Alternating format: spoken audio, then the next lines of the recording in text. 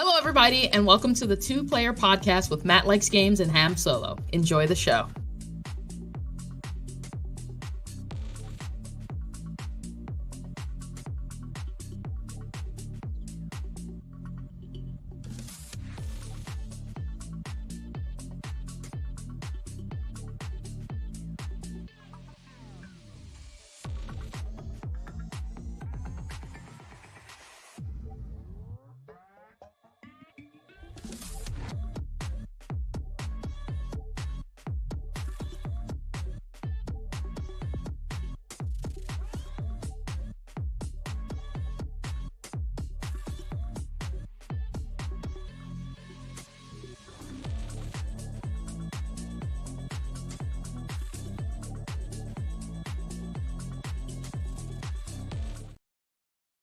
All right.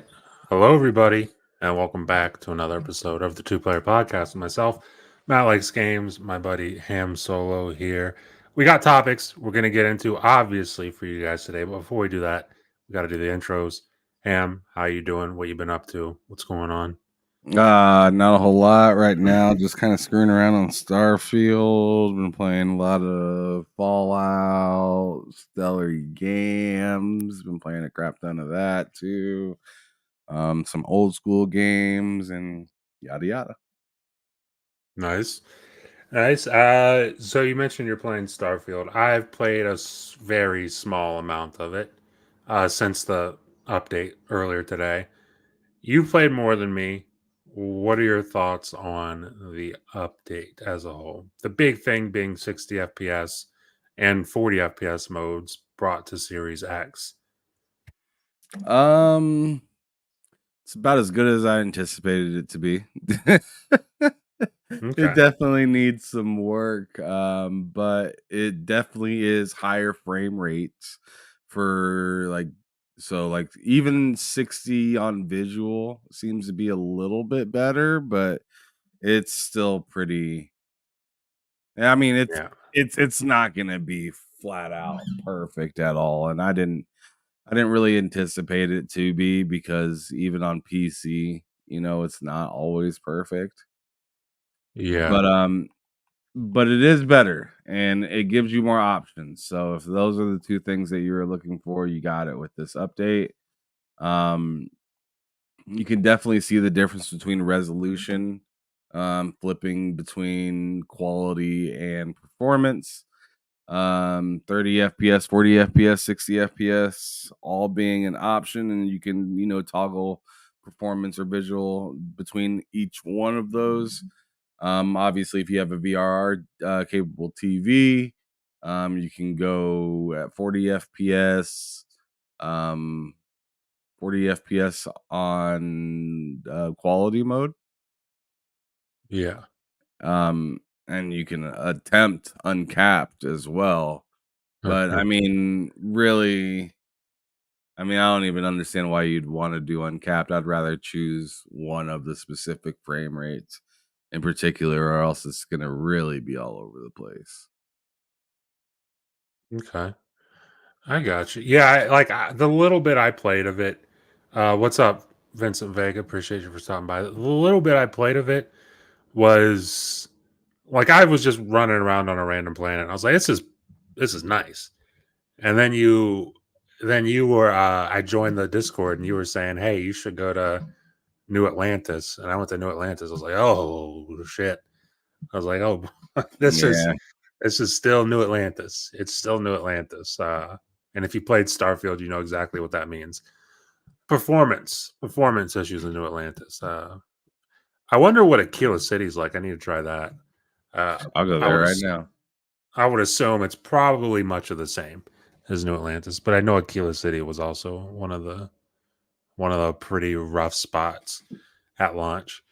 But yeah, so that's what Ham's been playing. As for myself, a lot of Fallout, too much Fallout, or not enough, however you want to look at it, but a lot of Fallout, Fallout 4 specifically, going through that, doing all the side stuff I can find to do, doing all the main stuff I can find, trying to find areas I didn't find before. I just found an entire island I had no idea was in the game. where you can build a workshop and everything, or a settlement. So that's awesome, but mostly just Fallout 4. And then I also started playing a little bit of System Shock on PC, which is pretty fun so far. Oh, and I beat Prey again on Xbox, so there's that too. But that's what I've been up to. That's what Ham's been up to. Now we can get into some of the topics. And the first thing I want to bring up, let me get it going on my screen here, is actually Assassin's Creed Shadows trailer. I have not seen this. Ham has not seen this. So we're going to watch this live and just talk about it for a couple minutes. Yeah, I've only seen like pictures of it and heard people talking about it. I haven't actually seen. Yeah. I've heard the talk. I've heard the talk. Huh. Who are you? Who do you serve?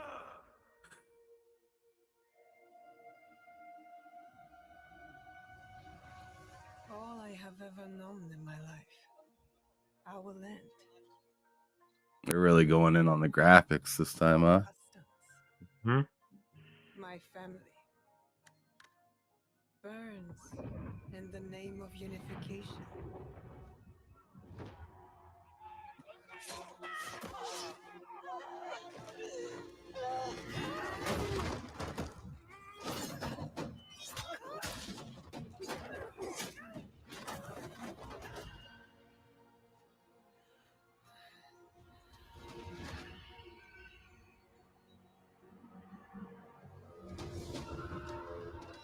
You are still a frog in a well who knows nothing of the sea.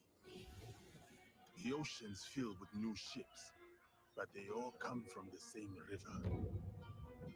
Greed.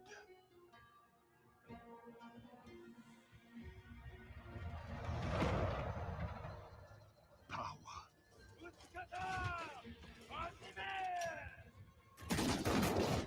Vengeance.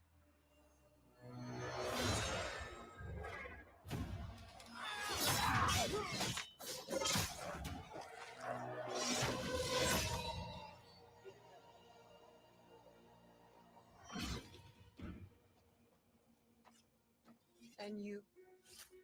Will you continue down that river?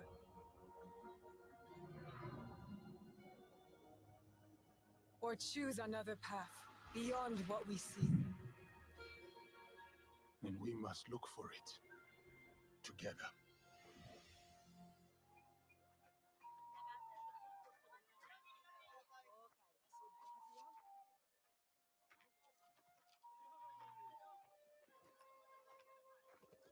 We must learn to trust, rebuild. And follow the blade.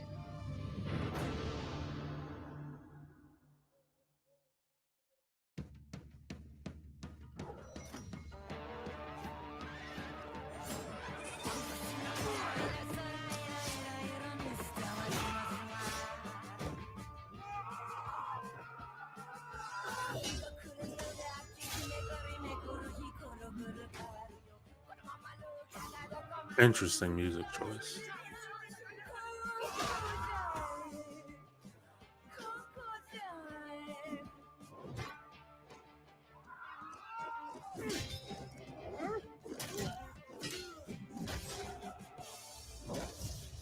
I said, who do you serve?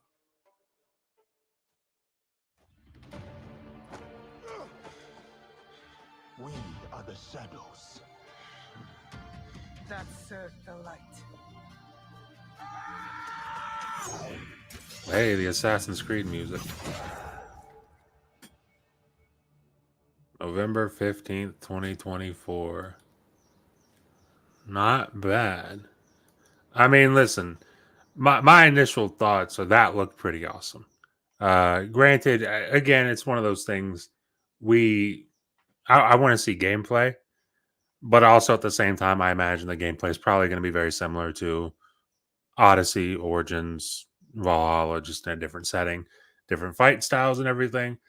But Ham, what are your thoughts when you see that? We'll also talk about a little bit about the discussion going around it and everything. But what are your initial thoughts when you see the trailer? My initial thoughts are I've never been that huge into Assassin's Creed, and this looks interesting, but I'm not completely sold. That's where Okay. I'm kind of at.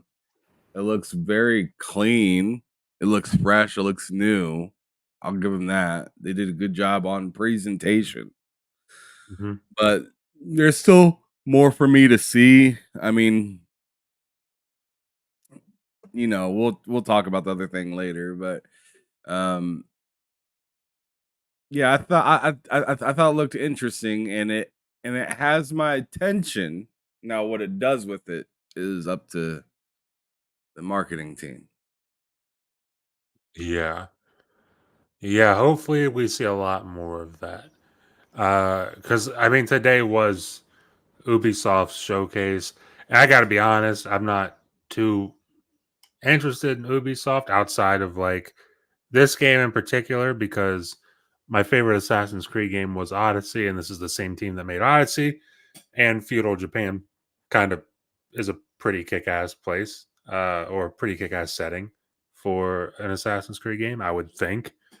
So I'm excited for it. I definitely want to see more of it. But I'll tell you, we mentioned earlier the discourse around this game.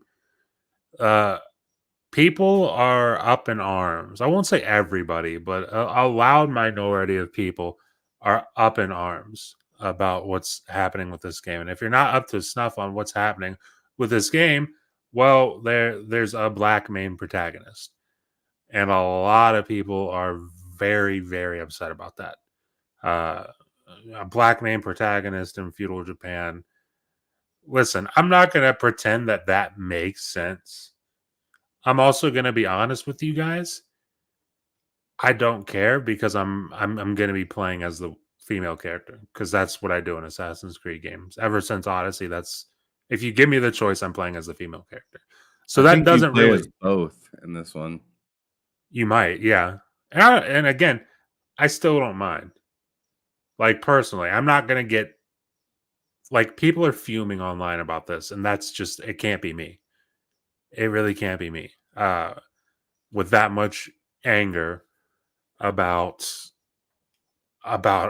this video game. Vincent Vega says this discussion sadly just deflects from the pricing structure and online requirements. That's something. Let me look That's into mad that on it. interesting. Let me look into that while we're talking because I've not seen that. So I'm gonna look into that really quick and Because see if we can I find bet some it's details. just like Star Wars. I would imagine. I mean, knowing Ubisoft, it almost certainly is. Well, I Assassin's mean, why Creed. would they treat one differently than the other, seeing that the other one isn't a multiplayer game? Yeah.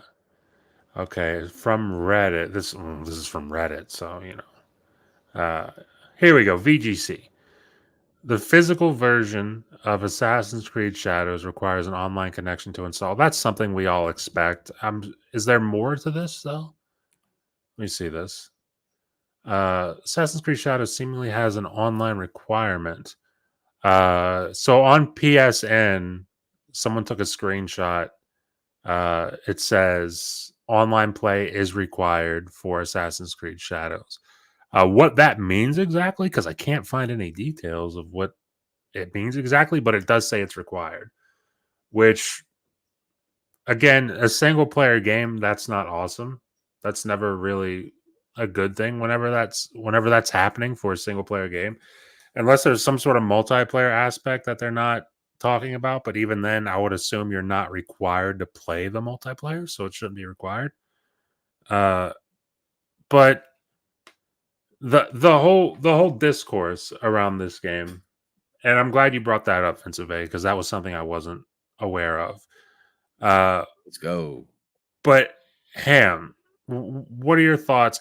I guess now adding this to the fold, but first of all, what are your thoughts on the general rage online about a black character or a black main character, we'll say that, and feudal Japan and the new Assassin's Creed?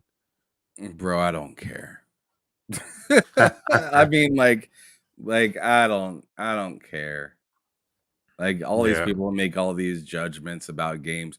Oh, the woman's too fit, or she's not pretty enough, or they're white in Africa, or or they're black in Japan, or they're Arab in fucking Britain, or what. Like I don't care about any of this stuff.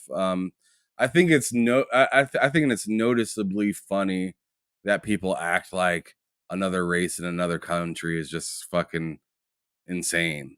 Like I think Oh yeah.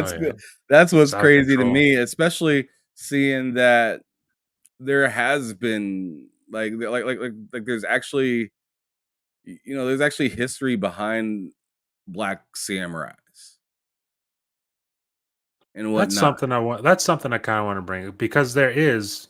You go in on that because there is actually history there.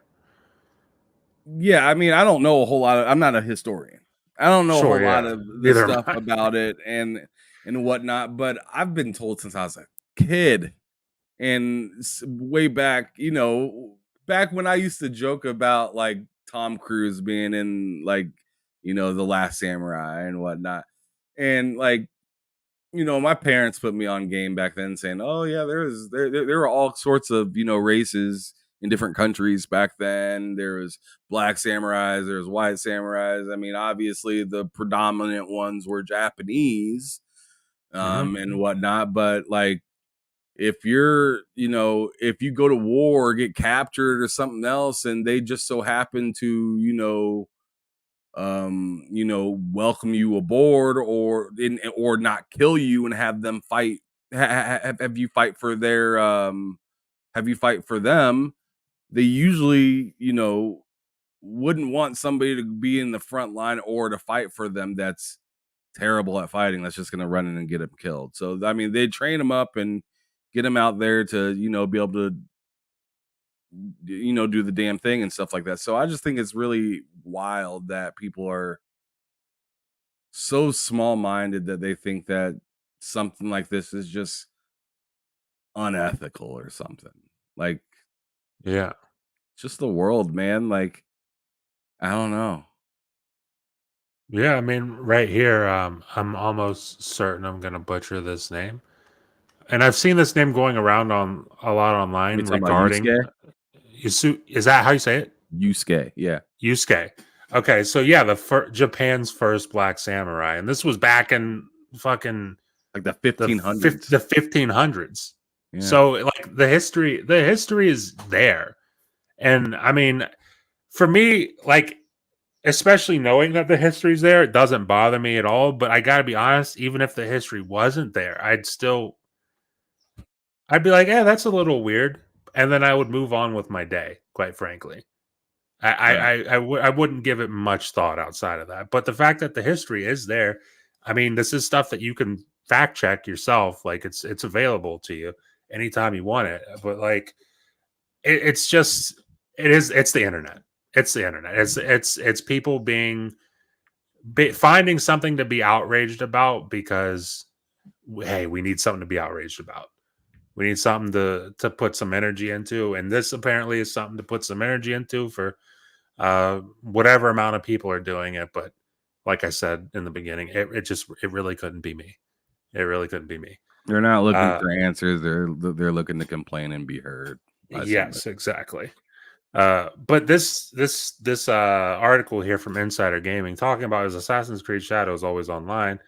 Um, does Assassin's Creed Shadows require a constant internet connection?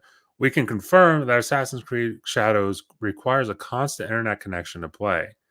So this is confirmed. They're saying they can confirm this. Most of Ubisoft's titles have always online requirements, especially with their recent attempts to push microtransactions via in-game stores from the menu.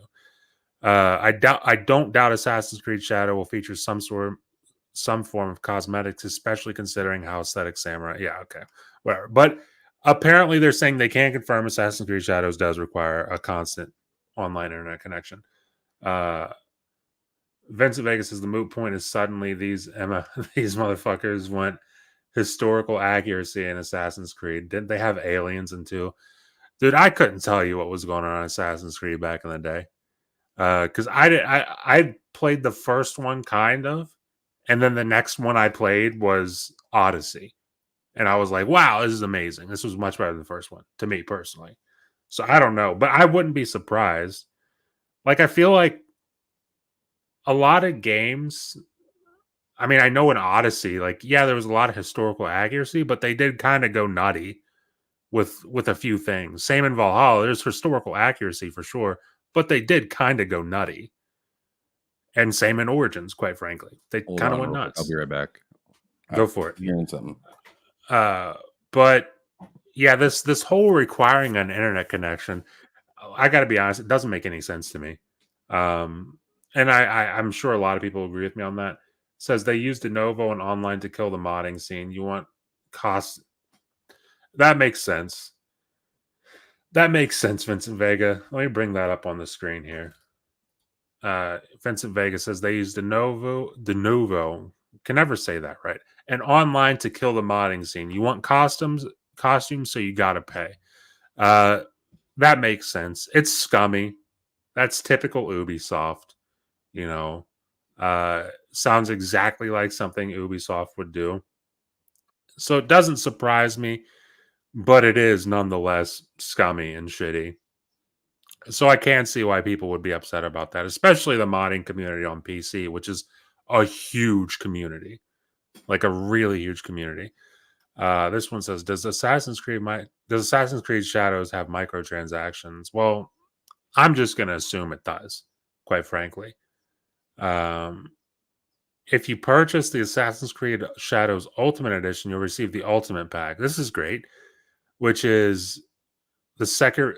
I don't know. I'm gonna butcher this. The Sekiru character pack, gear and weapon set. Yeah, you get all these extra things if you buy the stupid, crazy, ultimate, insane edition. I'm gonna look up the pricing for that really quick though.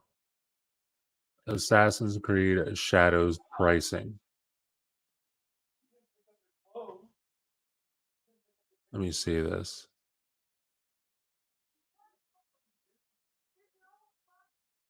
Base game is $69.99. Expected is what it is. Gold edition, $110. That's kind of steep, but hey, it is what it is. Kind of expected. The Ultimate Edition, $130. That is nuts. Vincent Vega says Ubisoft have yet to become as scummy as EA for banning whole accounts using lewd mods and stuff. Yeah, EA's just a terrible company. EA's just a really terrible company, honestly. And I haven't played Sims in a while, but I know like a chick I used to date loved Sims, and I remember her talking about that back in the day. Like, I'm never surprised by EA being shit. And quite frankly, it's getting to the point where I'm never surprised by Ubisoft being shit either. You just kind of got to sift through the shit and pick what you want. Check the extras you get for the 130 edition. Let's see here. So it looks like the only difference between the gold and the ultimate edition. Let me share this tab so you guys can actually see it. That would probably help.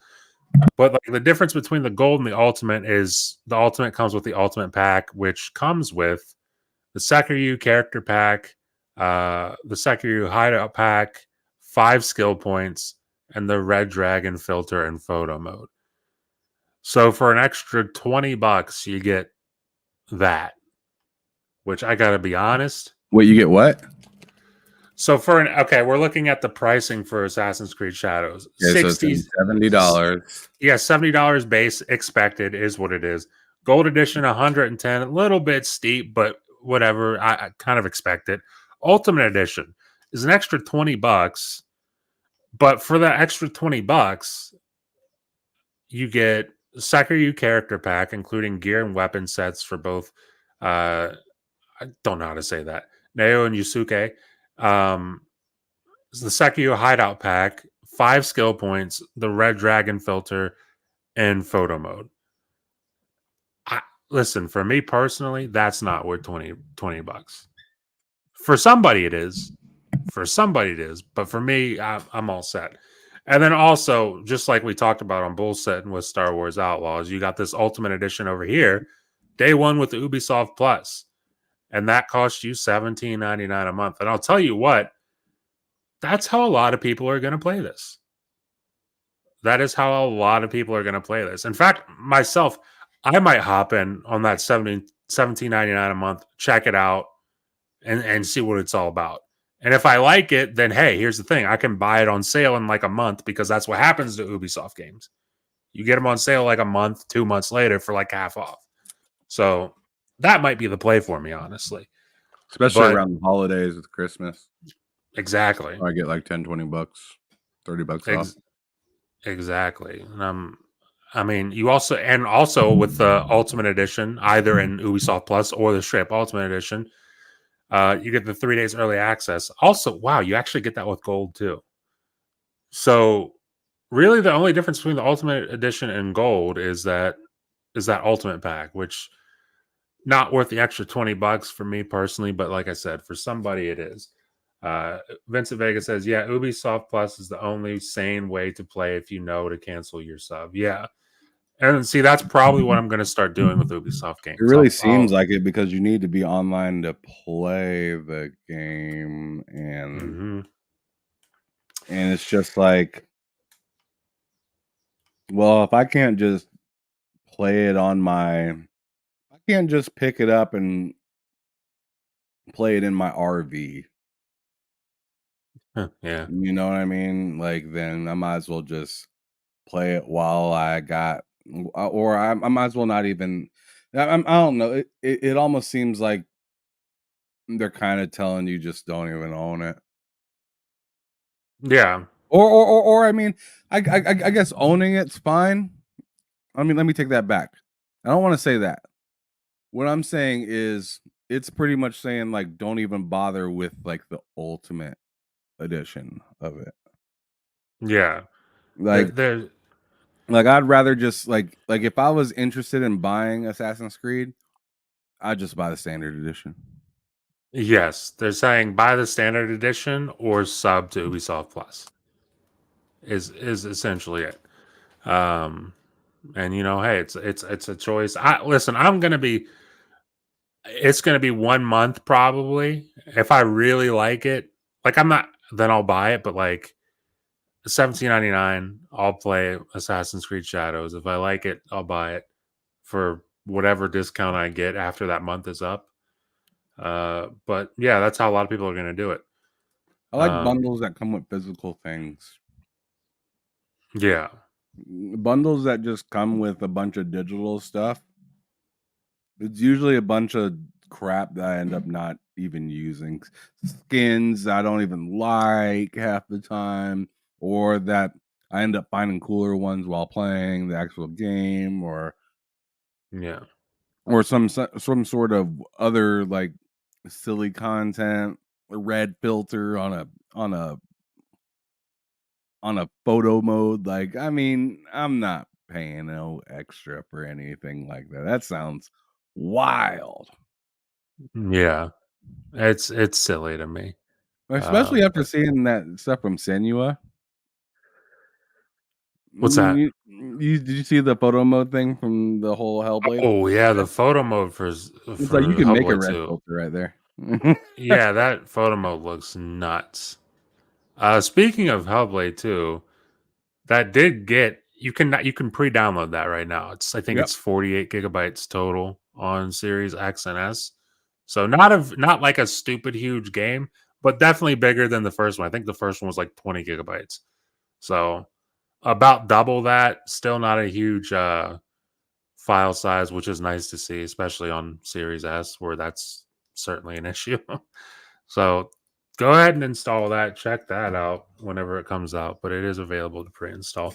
And speaking of that, let me see if I can find these Game Pass drops, because there was some news on new Game Pass drops that did include obviously Hellblade 2. As well as 30.33 gigs. oh, that's actually not bad. I thought it was 48. Yeah, that's a decent file size. But including Hellblade 2, coming to Game Pass is also Immortals of Avium, and then you'll also be getting, what was the other big one? It was Lords of the Fallen 2, Yes, or sir. Lords of the Fallen. I think they just call it Lords of the Fallen, which I'm excited for because I'm trying to check that out with you because I bought that on PC. And I went into that first boss fight, and there's like the first boss fight, the first part of it's not that difficult, and then the difficulty spike just goes fucking crazy. And I'm trying to try that with you, see if I can get through that. What game? Lords of the Fallen. Oh, it's 2-player, Yeah, it's called. and it's like not no and stupid throw your sign on the ground shit, is it? no, it's co-op, as in you can join a game and you will be playing in that game. Like it's Nice. not like I'm joining you for a boss fight like an Elden Ring. Yeah, I mean that was my one like pet peeve with Elden Ring. I was just like, dude, like what the fuck are we doing?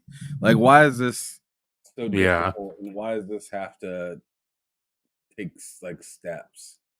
I don't know. Like that's just something I really didn't enjoy in Elden Ring. And I still don't enjoy it to this day. And people were making all sorts of excuses for it. And I'm just like, dude, it sucks. Like, like just say what it is. Oh, it's a Souls game. It's supposed to be hard in every facet. No, fuck off. This is Yeah. stupid. I don't want to If fucking find any goddamn flowers to make a sign to put on the ground so then somebody can look around the ground for the sign and then hit it and then join. Like, nah. Yeah, if your excuse for that is, or if your excuse for excusing that is like it's the way it's always been, well, that's not really an excuse. That's just like, okay, yeah, it's the way it's always been, but you could definitely improve that. You could absolutely improve that. So it's not really an excuse. The whole it's always been that way. It's a Souls game. You should expect it. And kind of expect some form of like modern conveniences at all. But hey, just me. But yeah, the game's coming to Xbox Game Pass. Let's share this tab. NHL 24, Chance of Sindar, Haunt 2, Humanity, Moving Out to Rolling Hills, Galactic Hair, Immortals of Avium, Lords of the Fallen, Senua's Saga, Hellblade 2, and Firework. I'm low key interested in Rolling Hills. What is Rolling Hills? Like, Okay. it's not a game that you'll be interested, to say the least. What kind of But game is it?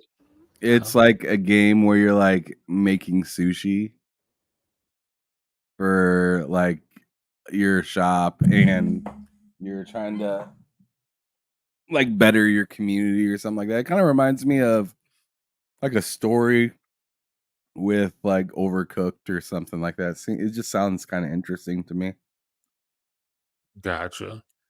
That's a cozy game then. It is Probably. a cozy game, yeah. Gotcha. I mean, hey, each their own. Something for everybody. The thing I'm really interested in, and you mentioned it last night, is Immortals of Avium, because I beat that on Xbox. But I'm interested in it for two reasons. I want to see it on PC, on my PC. But I also want to know, when is that update coming out for FSR 3 on console with frame generation? Is it not out Because yet? I don't know yet. I can check real quick. I'd have to download it and see. In fact, I let have me it go. downloaded. I can check real quick. Go for it. Because if that's out on consoles right now, I'll happily play through that again. I want to see if they add like 120 FPS mode or whatever for that. Because if with frame generation, you should certainly be able to do that. Right when I clicked on it, it said needs an update. So let's see. Oh boy, It's gonna be a minute. It's gonna be a minute. Let's Immortals just of continue. Avium framed. Yeah, I'll let you know before the end of the show. All right. But yeah, these are the games coming to Xbox Game Pass this month. the rest of the month, it's a pretty stacked end of the month. Lords of Avium, Lords of the Fallen. I'm really excited for Lords of the Fallen. I'm obviously very excited for Hellblade 2. I think that kind of goes without saying. I feel like a ton of people are excited for that. First game was awesome. Second game looks to be more of that, just on a bigger scale, and I can't wait for it. Plus, the combat seems to be a huge upgrade over the first game, which is going to be really nice. Supposedly, there's like 16 minutes of Hellblade that you can watch if you want to, and I chose not to. Yeah, I'm not going to watch it. I'm assuming it's like start of the game. Here's 16 minutes, people playing. Probably. I'm good. I just don't want to like see it. Yeah. The way that they have it, and then come to find out that it looks better the way I play it. Like, I don't want to feel any type of way good or like too good to where I'm like can't wait to play it, but I can't, or feel like I feel bad and then find out otherwise or something like that. Yeah. Yeah, whenever games do that, I never really watch like the first 16 minutes whenever they do. I just don't want to see it. I'd rather experience that for myself, quite frankly. I'm surprised that people really love those kind of videos, but hey, it is what it is. Fencer Vega says Sin is pretty unique and you can recommend it. Yeah, I did see some people talking about it. Again, I don't know what kind of game it is, so who knows? Maybe I would like it, but I've no idea. It's something I would have to try for myself to find out, quite honestly.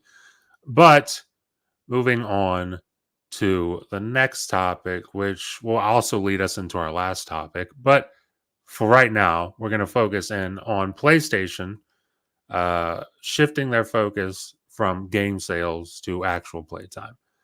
And this is something, well, listen, I feel like most people could have told you this uh, with the direction that PlayStation was going.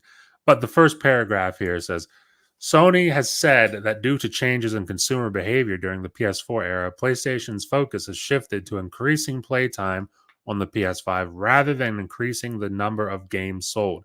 This isn't to say that there's no emphasis on the number of software units sold, but that Sony wants to improve profits via player investment into the PlayStation ecosystem. Well, listen, this is just the way the industry is moving. But Ham, what are your thoughts? Are you surprised to see PlayStation finally come out and say this? And are you surprised at the move in general? Did they themselves come out and say this? So, yes, so Sony has said that due to Oh changes. yeah, Hiroki Totoki said it. Yeah, That's right. Yes. Yeah, I don't know why I forgot. I actually did this. I actually talked about this yesterday, so it's funny I forgot. I'm just over here looking at Immortals of Avium. But yeah, I think it's interesting because it's just like, and I'm gonna say the same thing I said yesterday. It's almost like they're saying, "Don't look at this hand, look at this one."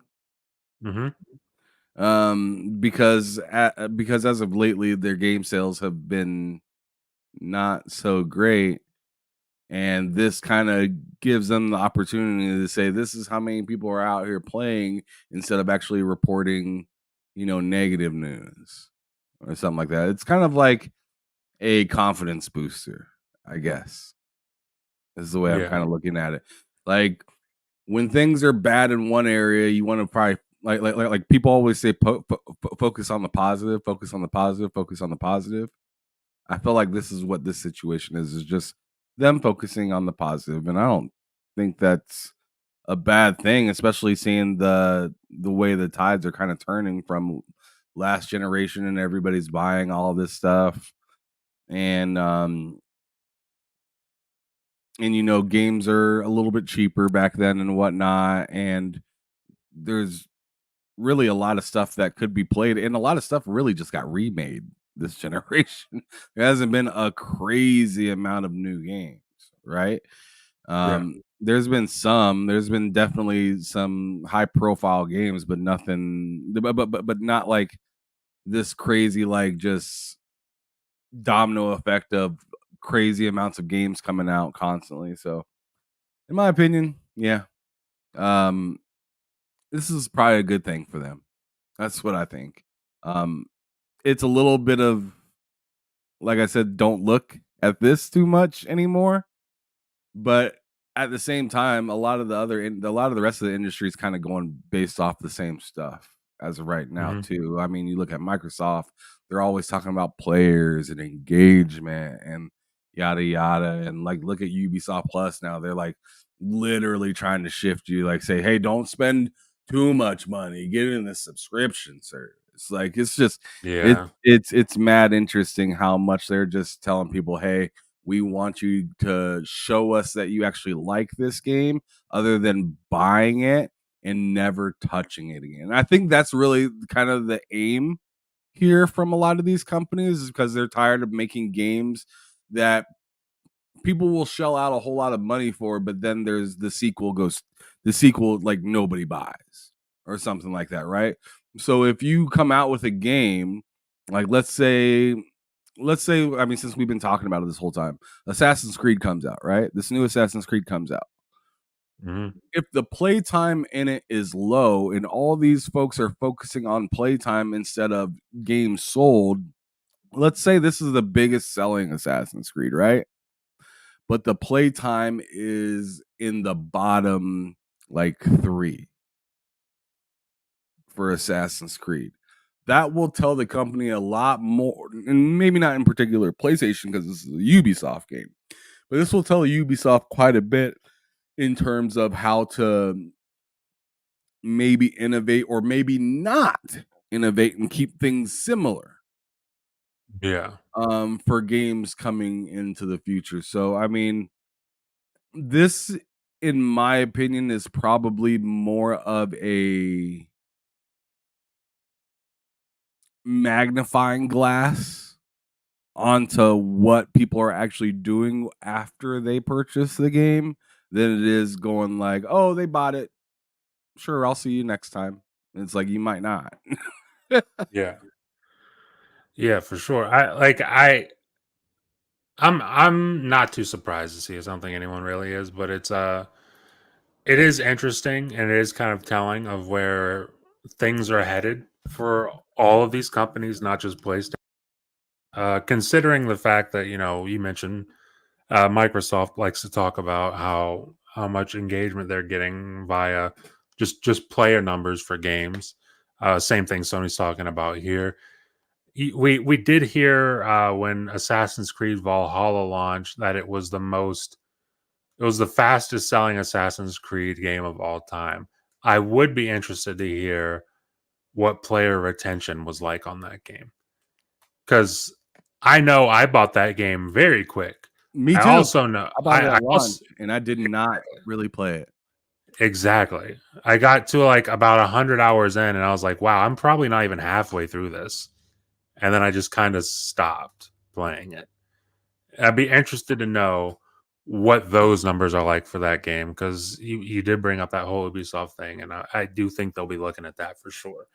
Uh, but this leads Well, it's us, like a theme park, you open up, there's a line around the fucking city yeah, for people to get into your theme park.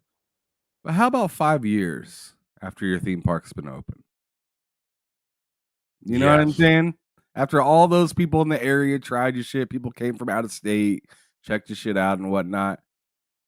Are you doing okay? Are you doing Disney good? Or are you yeah. falling apart? I remember, I remember when we lived back in another place in Ohio, and they opened up a Sonic.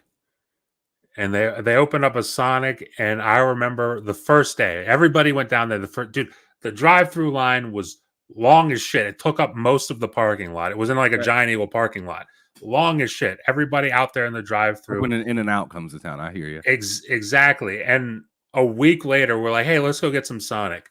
That drive-through line was non-existent. It was like not even really there.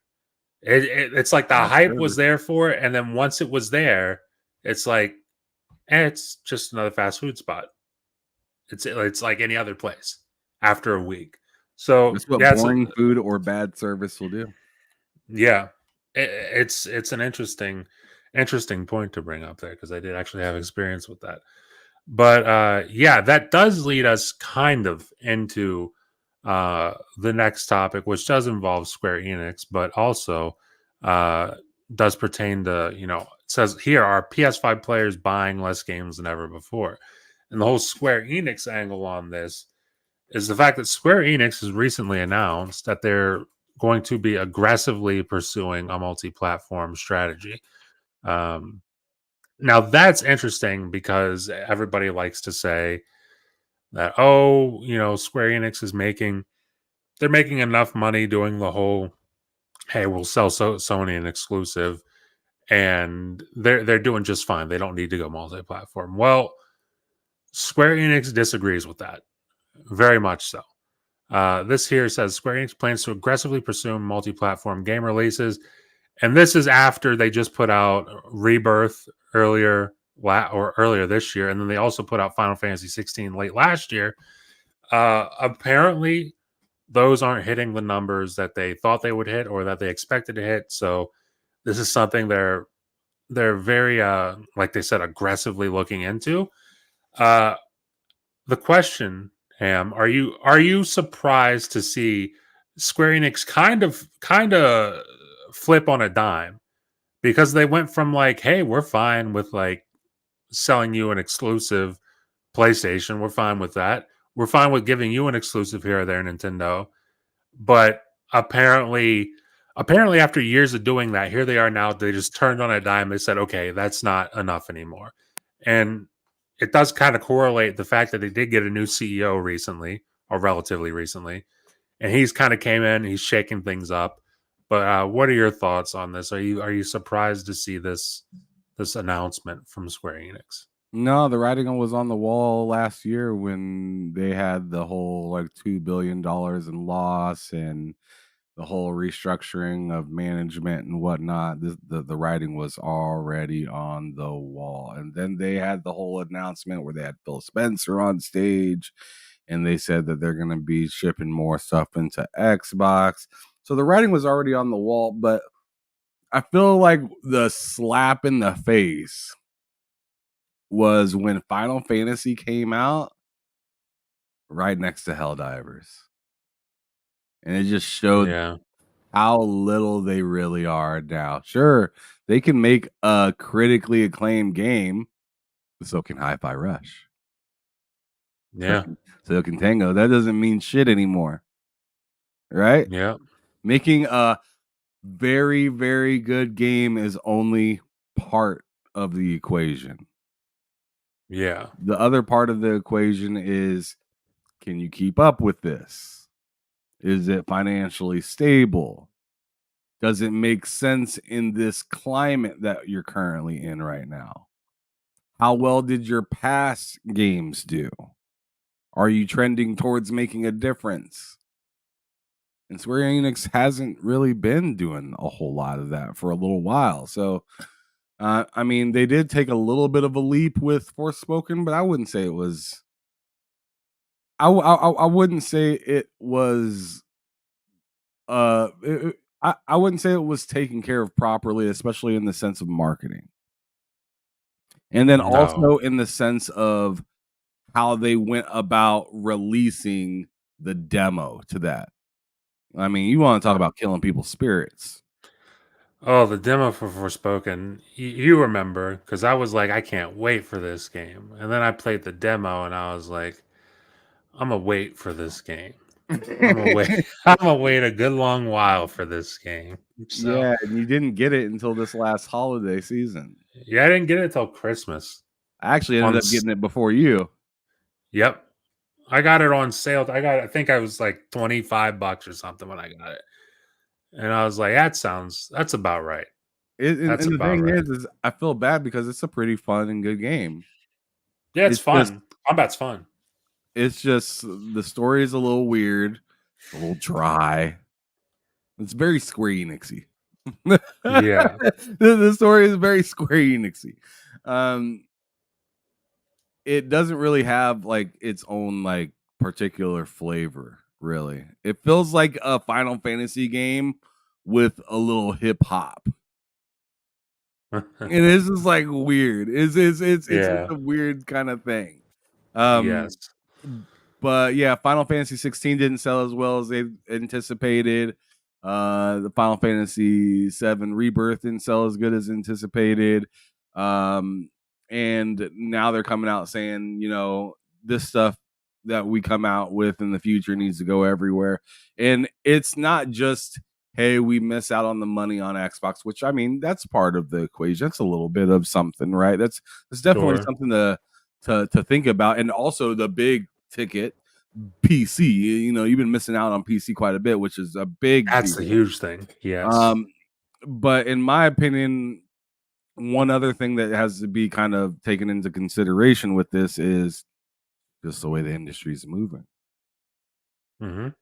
And how long do you really want to be left behind? Capcom already said, see you later. Yeah. Remember they had that PlayStation exclusive for Street Fighter. After Street Fighter 5, they're like, nope. And Nope, that done with wasn't that. it. We need to go everywhere. We need to go as many places as we can again. And now they're back on, PlayStation and PC, I believe. So so there you go with that. And a lot of other developers have been more willing to just kind of ship to whatever needs wherever the game needs to be. So good on them. Really, it is just good on them. About time that you decide to switch up your strategy.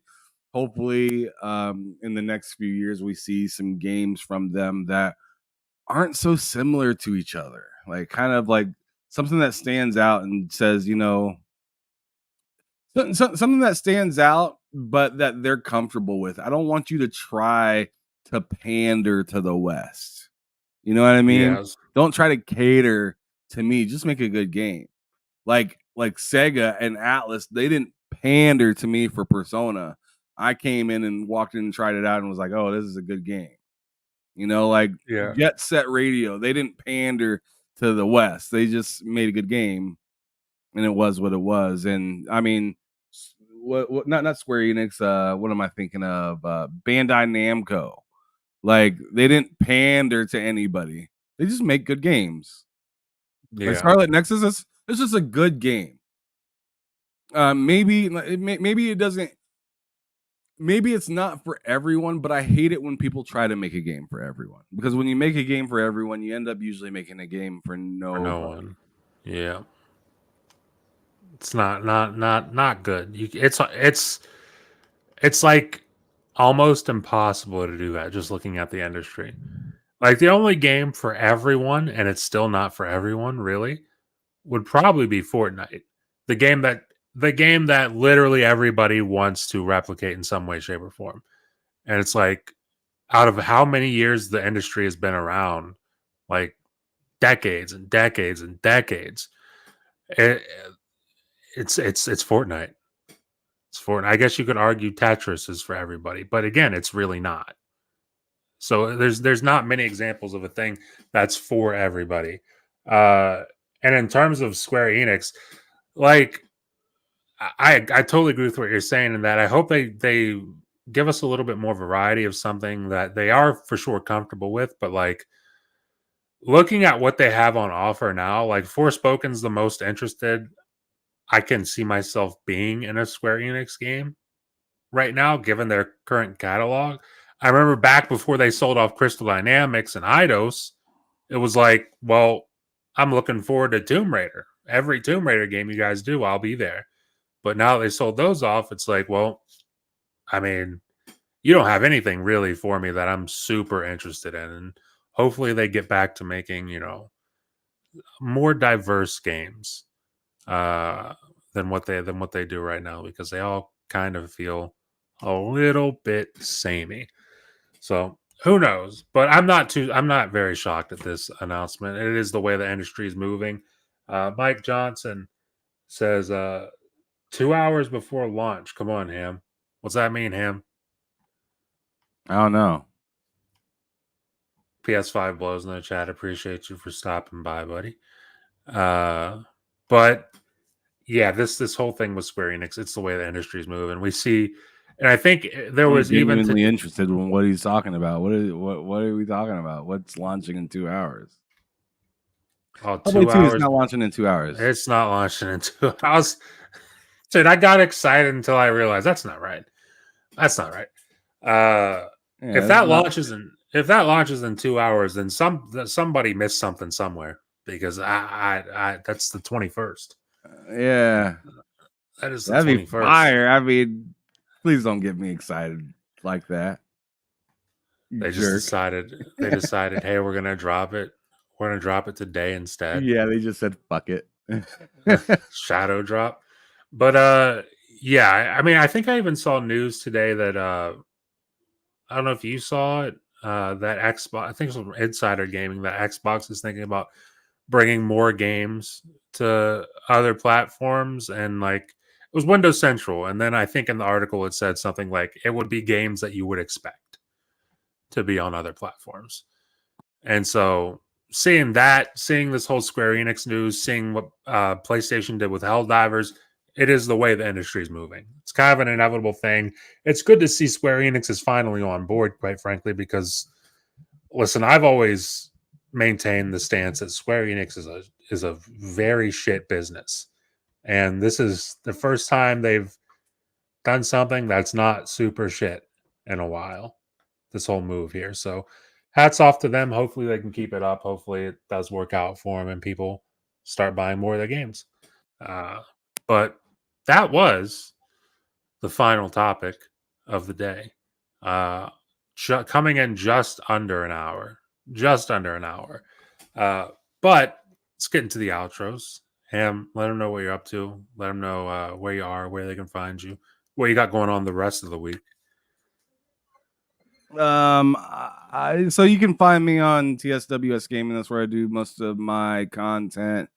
I might stream later tonight some Tales of Kenzera, but I don't know. Maybe I might not. Maybe I'll just play a lot more of Stellar Blade. I've been stuck on that game for a few days. It's really fun. It's stiff sometimes, and a little frustrating in some areas, but all in all, I'm having a good time with that game.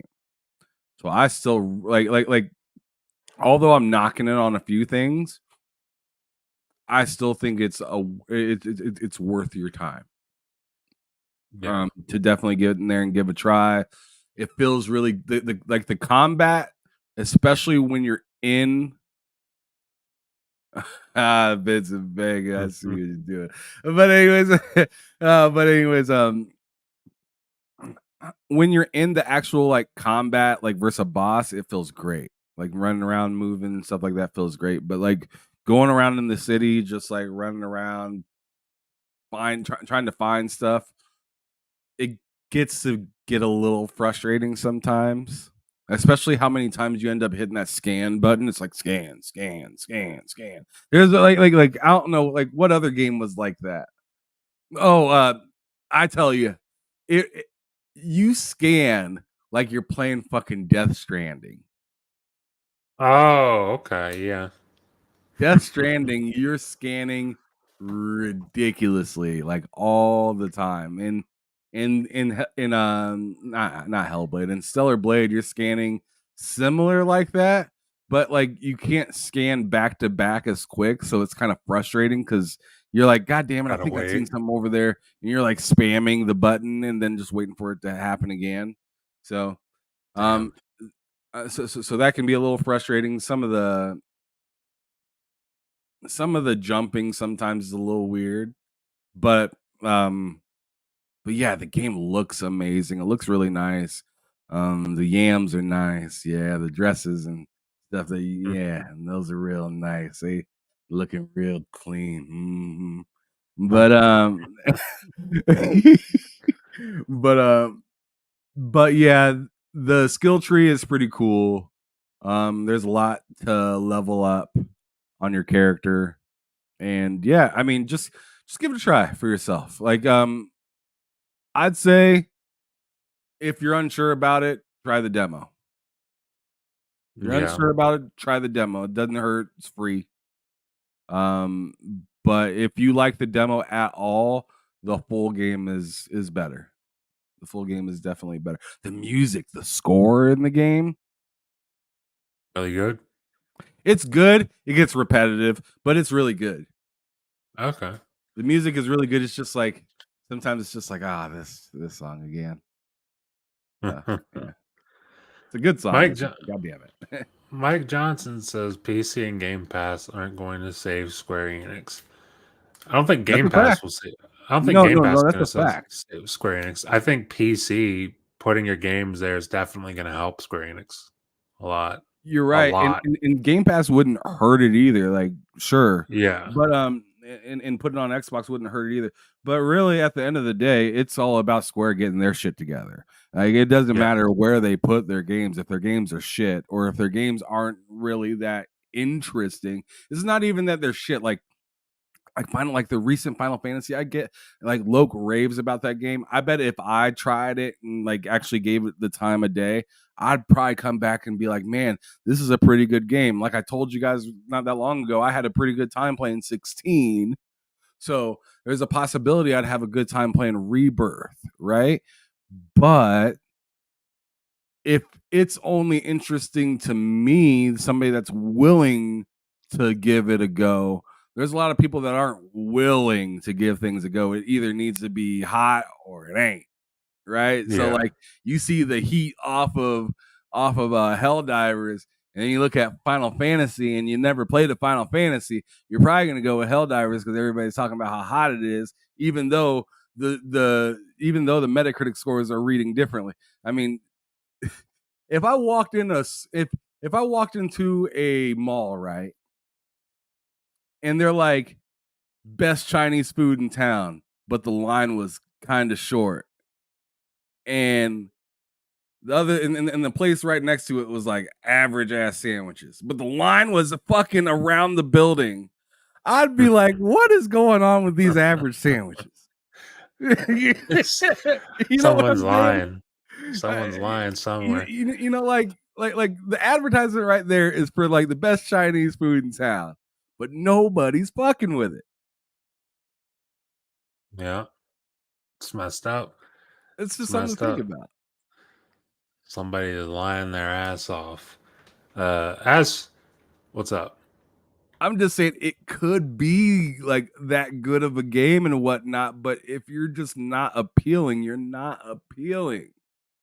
Yeah, and it seems like they're finding that out. Never trust Shitty Walk. Shout out to South Park. We were just talking about South Park right before this show, so that's hilarious. Oh yeah, the kneecaps. There's Kyle's knees. Those things detonated like C4. Oh my god. But as for myself, you can find me obviously here every Wednesday, 4 p.m. Eastern for the Two Player Podcast with my buddy Ham Solo here. You can also see videos Mondays and Fridays. And then on Friday, 4 p.m. Eastern, I'm over on Ham's channel for Bullsitting with him, Loke, Cozy, myself, and Mental 9R. That's a pretty fun time, so check that out. And then on Mondays at 8 p.m., I'm going to try to stick to it. It's been a little weird because of job scheduling and me thinking I'm going in for a job one day and not going in. Everything's fucked. But I'm going to try to get back to doing Mondays 8 p.m. for the L3R3 podcast with myself, Hard Days Mike, and it's me Twan. That's over here on the channel as well. That's where you can find me. That's where you can find Ham. Link in the description to all that stuff. We're going to get up out of here. We will see you all next week. Have a wonderful day, y'all. For watching. Peace.